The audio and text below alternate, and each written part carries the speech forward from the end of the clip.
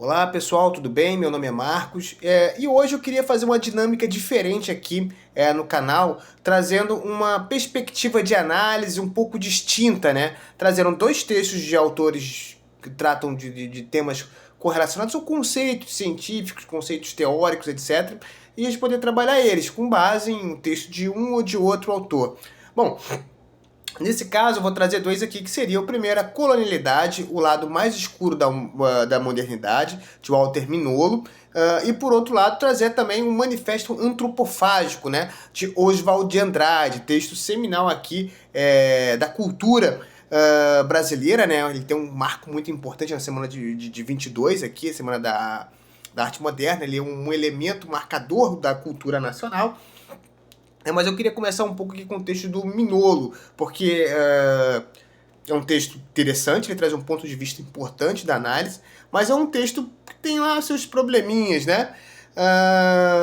Bom, o argumento do autor, né, ele consiste, nesse texto específico, né, ele consiste em dizer que a modernidade ocidental está umbilicalmente vinculada com a colonialidade, né? Quer dizer, o progresso europeu foi alicerçado, né,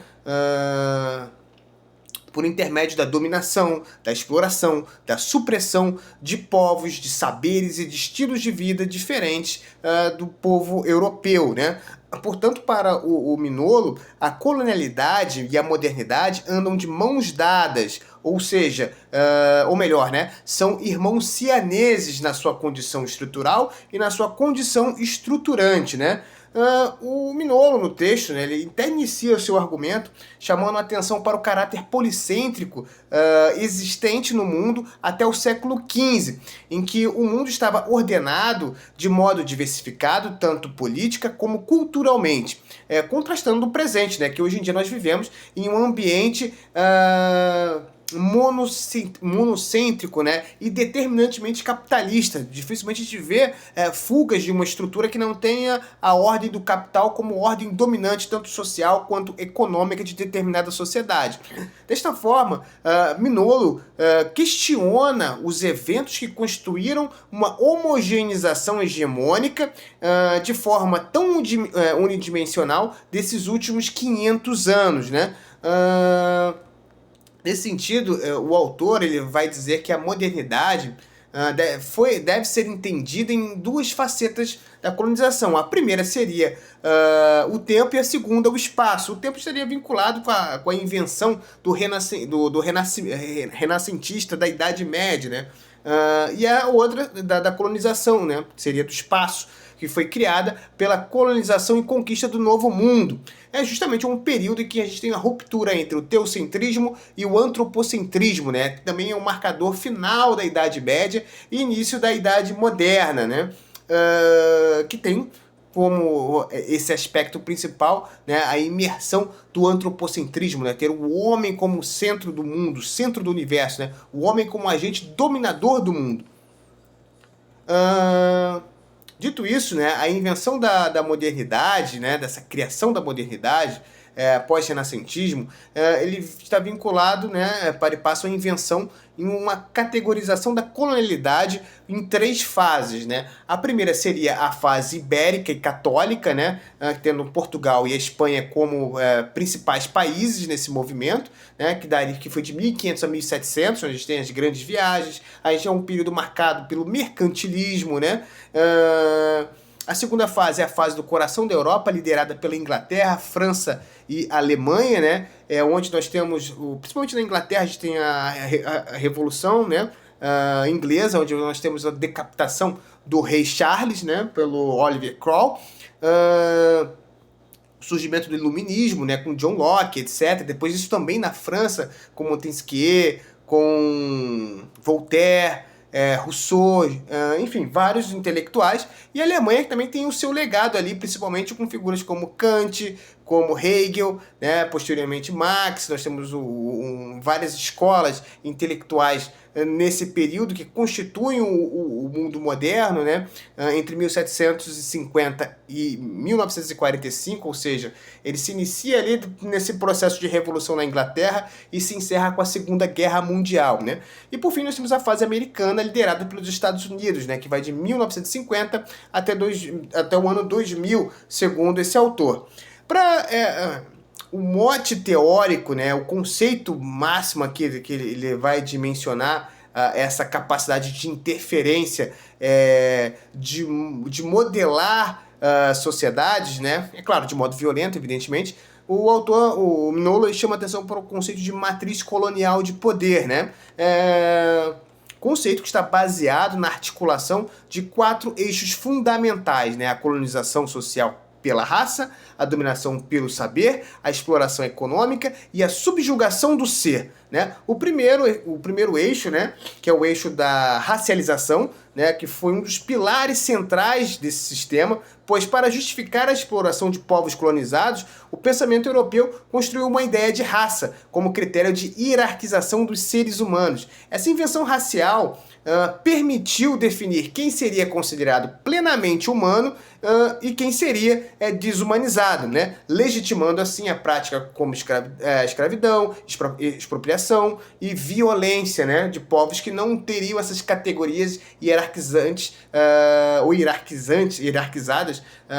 do ponto de vista superior pelo europeu, né?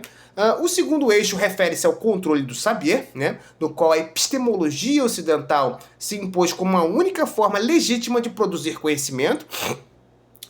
As cosmologias, as filosofias, os saberes, as práticas dos povos originários, né, aqui das Américas, né, os povos autóctones aqui da América, os africanos, os asiáticos, foram desqualificados, invisibilizados e considerados como inferiores e não científicos. Essa colonialidade do saber consolidou o monopólio do conhecimento europeu como universal e superior, marginalizando todas as outras formas de entender e se relacionar com o mundo. Do ponto de vista econômico, a matriz colonial de poder se instituiu, né, com uma divisão internacional do trabalho que perdura até hoje, né, no qual as antigas colônias foram relegadas a fornecer mão de obra barata, matérias-primas e recursos naturais, enquanto as metrópoles europeias e seus herdeiros concentram a indústria, o capital e o desenvolvimento tecnológico. Isso perpetua as desigualdades globais e mantém o sul global em uma posição estrutural de dependência e subordinação.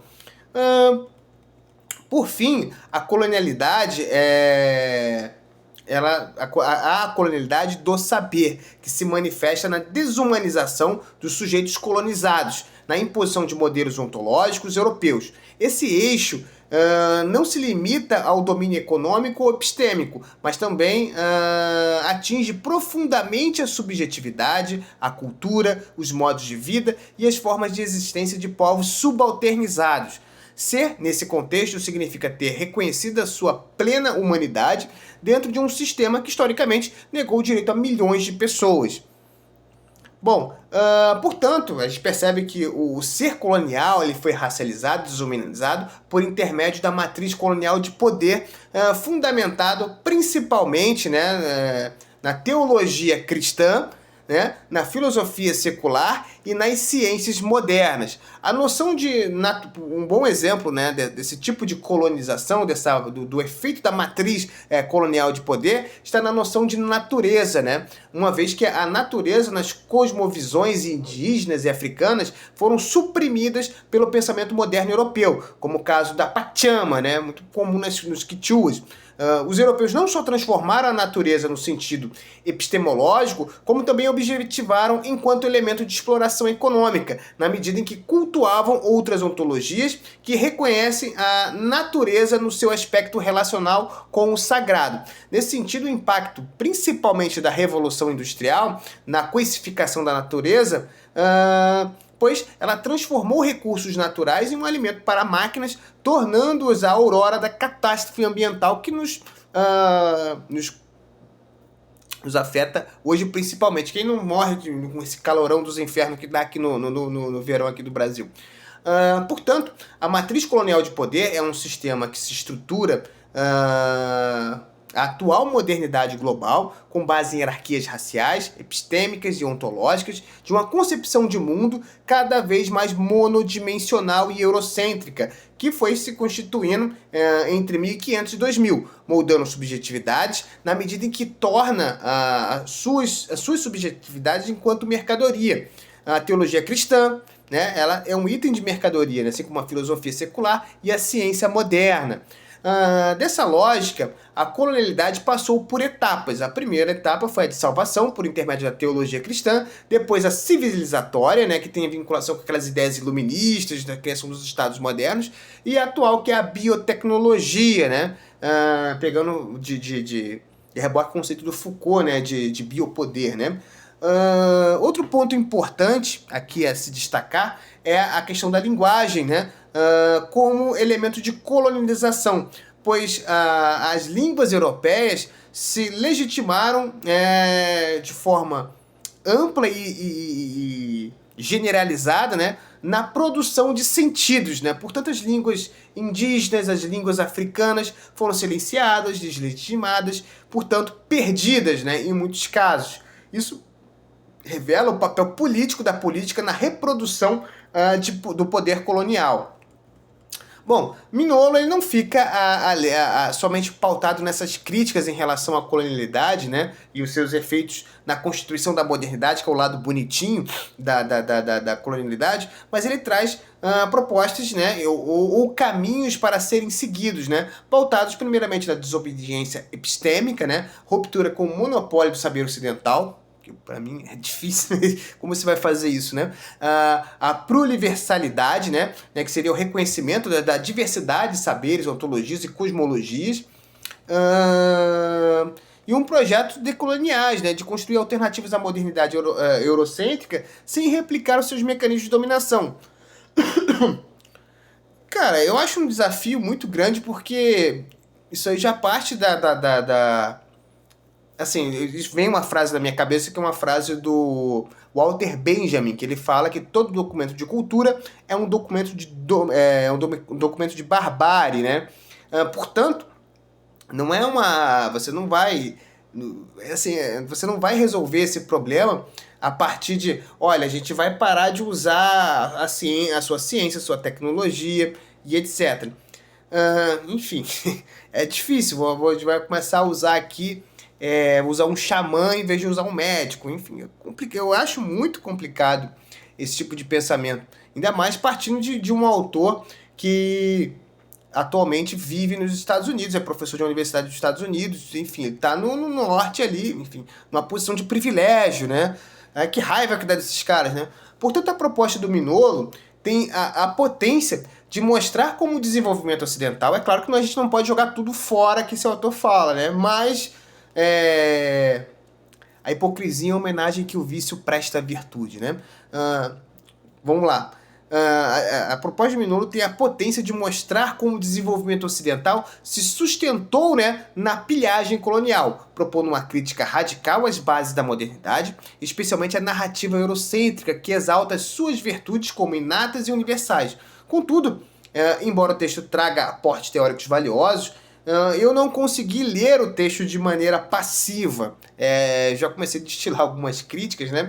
Aqui eu vou trazer uma frase do Aimé Césaire, que eu acho que é interessante, que é retirada da obra O Discurso sobre o Colonialismo, que fala: a Europa não tem perdão. E, de fato, a Europa tem muita culpa no que ela... nessa produção da colonialidade, da constituição de uma sociedade dominante e outra periférica, dependente, subjugada, enfim, existe esse fenômeno e ele tem que ser considerado. Entretanto, a abordagem do Mignolo apresenta limites evidentes, né? Como a tendência de construir uma dicotomia rígida entre a Europa, vista como centro opressor, e os povos colonizados, né? Apresentados como sujeitos epistemologicamente subalternizados, mas também como portadores de saberes puros, autênticos, libertadores, né? Essa formulação do Mignolo, né, ela se constitui de maneira binária e simplifica uma realidade que é muito mais complexa, pois ignora as contradições internas do próprio Ocidente. Ao longo da história da Europa, né, lá foi um espaço ou palco de profundas desigualdades internas, exploração de classe, movimentos operários, resistências populares, além do surgimento de correntes críticas que confrontam o próprio projeto moderno, né? O próprio projeto eurocêntrico, modernista, etc. Como o caso do marxismo, o anarquismo, o feminismo e a própria teoria crítica, né?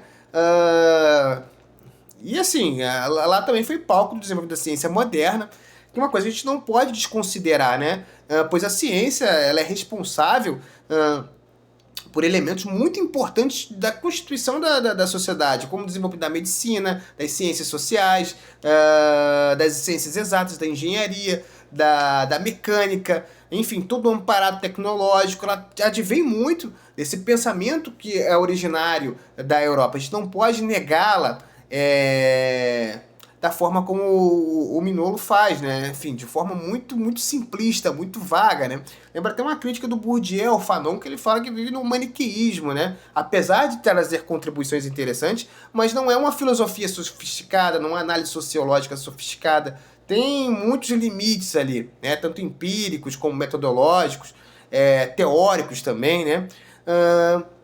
Bom, voltando aqui ao Mignolo, né? Além disso, o Mignolo frequentemente, né, ele idealiza as epistemologias do Sul, né, tratando-as como se fossem essencialmente harmoniosas, comunitárias, éticas, em contraste à lógica predatória do Ocidente. Tem um livro muito bom, né, que eu já citei aqui no canal, que é o Como Era Gostoso Meu Francês, né, que é um filme que é muito rico do ponto de vista de mostrar que o indígena não era tão café com leite, assim, não era tão bobo, não era tão ingênuo, né? Principalmente pela pegada filosófica que o diretor trata no filme, né? Onde há uma emergência dos saberes indígenas naquele ambiente conflitante com o povo europeu e com os próprios indígenas também, né? Bom, essa leitura do Mignolo, dessa harmonia, desse essencialismo, dessas éticas, né? Dessa pureza dos saberes indígenas, corre risco de incorrer uma romantização das culturas subalternizadas, desconsiderando que, assim como no Ocidente, também as sociedades indígenas, africanas, asiáticas foram palcos de intestinas guerras de opressão, hierarquia, dominação de gênero, conflitos que não podem ser ignorados sob pena de cair em um essencialismo invertido, né? Outro aspecto importante aqui, em relação aos limites da perspectiva de Mignolo, né, e bastante problemático, é o uso excessivo do conceito de colonialidade, né, e de maneira muito ampla também. Se, por um lado, esse conceito é potente ao demonstrar que a colonialidade não se encerra como um fim jurídico do colonialismo, né, ela se expande e se mantém até hoje, por outro, ela é empregada de maneira tão abrangente que muitas vezes perde a precisão analítica. Tudo, desde a economia até a subjetividade, passa a ser explicada pela colonialidade, o que pode obscurecer articulações específicas, como outros sistemas de dominação, como o capitalismo, o patriarcado e as opressões de classe, por exemplo, né? O texto também carece, né, de um diálogo mais profundo com outras tradições críticas, especialmente aquelas que emergiram dentro do próprio Ocidente, e que já ofereciam, desde o século XIX, uma crítica contundente aos horrores da modernidade capitalista. Autores como Walter Benjamin, Adorno, Horkheimer, e toda uma tradição da teoria crítica, assim como pensadores marxistas e socialistas, né, como Gramsci, o próprio Marx, que formularam críticas igualmente severas, né, à razão instrumental, à exploração econômica, à barbárie embutida no projeto moderno ocidental. Ao não dialogar suficientemente com essas vertentes, Mignolo deixa de enriquecer o seu próprio argumento. Um bom exemplo é a própria noção de acumulação primitiva de capital do Marx, né? Que já condena ali de modo severo o que a gente chama de colonialidade, né? Há também, na outra crítica importante aqui sobre o Mignolo, há uma tensão metodológica relevante no fato de que o próprio autor desenvolve a sua crítica à colonialidade dos saberes a partir de um lugar privilegiado na academia ocidental, né? Especificamente nos Estados Unidos, uma das potências centrais do mundo moderno e colonial, né? E é um país que utiliza um tipo de imperialismo, que é outro conceito que eu pretendo trazer aqui, principalmente a partir da visão do Lenin, enfim, com limites muito, muito evidentes, né? Isso gera uma contradição, né? Até que ponto é possível construir saberes hegemônicos utilizando justamente os meios, linguagens, plataformas acadêmicas produzidos dentro do próprio sistema colonial de saber? Enfim, é complicado. Embora esse diagnóstico do Mignolo seja interessante, coisa e tal, ele é excessivamente vago, né, em resoluções mais concretas, né, principalmente por tratar de conceitos, a meu ver, muito limitados, muito fracos, como pensamento fronteiriço, epistemologias outras, que carecem de uma operacionalização prática, né?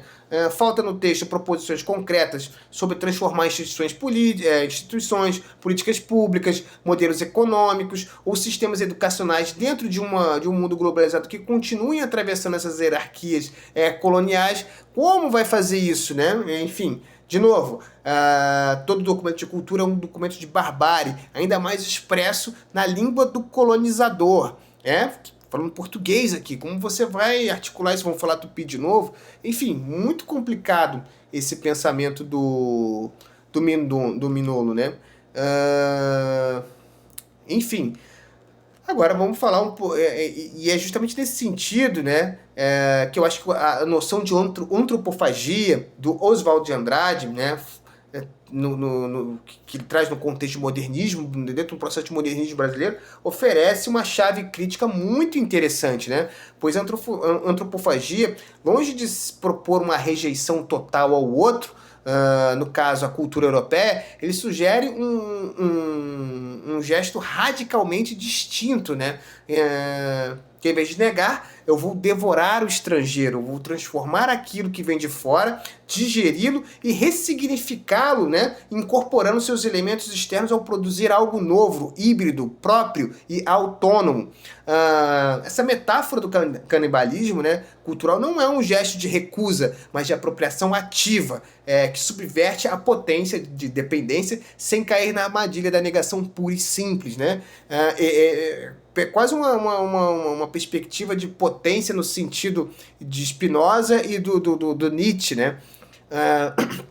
O conceito de antropofagia, né, foi formulado por Oswald de Andrade no célebre Manifesto Antropofágico de 1928, publicado na revista Antropofagia. Esse conceito se tornou uma das principais ideias do modernismo brasileiro e uma proposta radical de posicionamento cultural do Brasil em frente às heranças coloniais e às suas influências estrangeiras, né? Que é impossível a gente negar a nossa origem europeia, nossa verve europeia. Portanto, a metáfora é provocadora, né? Já vista que a antropofagia cultural se inspira num ritual dos povos tupis aqui da costa brasileira, do século XVI, né? Que, segundo vários relatos, inclusive do Hans Stender, praticavam antropofagia, né? O que seria basicamente um canibalismo ritual, né? Onde não é vista como um ato de selvageria, né? Mas como um gesto simbólico que, ao comer o inimigo, você incorporava as suas virtudes, né? Como coragem, habilidade com o uso de armas e etc. Esse conceito ele transporta para o campo cultural, né, a antropofagia na capacidade de devorar a cultura estrangeira, processá-la e transformá-la em algo novo, algo mestiço, algo original, ou seja, não é uma rejeição ao estrangeiro, nem uma aceitação submissa, mas um ato de apropriação crítica e criativa. Mais do que uma estratégia estética, né, a antropofagia se apresenta como uma verdadeira filosofia de enfrentamento ao colonialismo cultural. Ele rompe com a lógica de cópia e da submissão e propõe uma dinâmica de reinvenção, na qual o Brasil, ao invés de apenas importar modelo de fora, se torna capaz de produzir uma modernidade própria, autêntica, enraizada nas suas experiências históricas e culturais. Nesse processo, não busca nem a pureza cultural, nem a negação do outro, mas sim a valorização da mestiçagem, né? Do sincretismo, da criação permanente. A antropofagia afirma a capacidade de transformar as heranças coloniais em matéria-prima para novas formas de existência, pensamento e expressão. Um bom exemplo disso é a Umbanda, né, que eu considero como uma verdadeira religião brasileira, né? Ou Umbandas, como no caso do Antônio Simons, ele tem um livro que ele fala sobre Umbandas, que é um livro muito legal, né? Que mostra que a Umbanda ela tem vários formatos, várias configurações, né? E ela é muito brasileira porque ela tem essa essência antropofágica, né? Que ela se apropria da cultura europeia, da cultura africana, da cultura indígena e se reinventa, trazendo uma nova expressão de religiosidade, né? É muito rico, muito legal isso. Enfim, ao criticar, né, o universalismo europeu, o racionalismo cartesiano e lógico colonial, né, Oswald de Andrade propõe uma visão de mundo marcada pela ambivalência, pelo improviso e não pela linearidade, né, e portanto uma proposta de profundamente descolonizadora, né, mas que não opera pela recusa da modernidade ocidental, né? Mas sim pela sua digestão crítica, né? A antropofagia permite pensar uma postura em que o outro não é negado, mas é metabolizado, reinventado. Nesse sentido, ele constitui um poderoso dispositivo de afirmação cultural, né, que subverte hierarquias impostas pelo colonialismo e aponta para uma modernidade alternativa, mestiça e radicalmente criativa. Bom, agora voltando ao Mignolo, se a gente formos olhar para a crítica sobre a lente da antropofagia, vamos perceber um limite evidente na sua abordagem, né? Ao enfatizar a necessidade de romper com saberes ocidentais, Mignolo corre o risco de propor uma espécie de purificação epistemológica, como se fosse possível retornar a formas de conhecimento não contaminadas pela modernidade ou pelo colonialismo. A antropofagia de Oswald de Andrade, muito pelo contrário, ele recusa tanto a submissão colonial quanto ao purismo. Ele reconhece os processos culturais, linguísticos e epistêmicos são irremediavelmente híbridos, né? Em que a resistência não está na rejeição da modernidade europeia, mas sim na sua digestão criativa e crítica. Bom, nesse sentido, a proposta de antropofagia parece muito mais potente, né? Ele se mostra muito mais potente, especialmente em contextos como o brasileiro e outros espaços marcados por uma intensa mestiçagem, né, cultural. Ele permite pensar uma crítica ao colonialismo que não é pautada numa oposição binária, vaga, simplista, né, de Europa versus não Europa, ocidental versus epistemologias subalternas, mas sim na capacidade de transformar aquilo que foi imposto em matéria-prima para novas formas de existência, pensamento e criação. A própria cultura brasileira é resultado desse gesto antropofágico, né, em que elementos indígenas, africanos e europeus se entrelaçam de maneira indissociável, sem que se possa falar de essências imaculadas, né? Dessa forma, a crítica à colonialidade, se pensada sob a perspectiva da antropofagia, exige abordar tanto a lógica de assimilação passiva quanto a ilusão de uma pureza original perdida. O desafio não é rejeitar integralmente os saberes ocidentais, mas assumir uma postura ativa de apropriação crítica capaz de estabilizar as hierarquias epistêmicas sem recair no isolamento cultural ou em essencialismos identitários, né? Ao contrário, parece propor Mignolo em certos momentos, não se trata de romper completamente com a humanidade, mas de reinventá-la a partir dos próprios territórios, experiências, corpos historicamente subalternizados, né? Diferente, né, do que o Mignolo ele tenta apontar no texto a colonialidade, né, o lado escuro da modernidade. Bom, aqui deu para ver que assim, é uma crítica tenaz a esse autor, né? Ele tem contribuições interessantes. Entretanto, esse essencialismo do Mignolo, né? Ele acaba sendo muito limitado do ponto de vista, até inclusive como estratégias políticas aqui do Brasil, né? Pois as condições concretas de existência por si só não se constituem como monopólio da virtude, né? Portanto, a capacidade de ressignificar símbolos por si só é incapaz, né, de alterar as relações de força. E usando essas estratégias políticas de usar grupos periféricos, subalternizados, como negros, mulheres, gays, lésbicas, etc., no campo da política, acaba se tornando uma arma muito mais interessante para o grupo dominante, pois nesse meio, né, sempre há conservadores, né? O Hélio Negão é um bom exemplo, aquele rapaz que fica com a Michelle Bolsonaro é outro bom exemplo.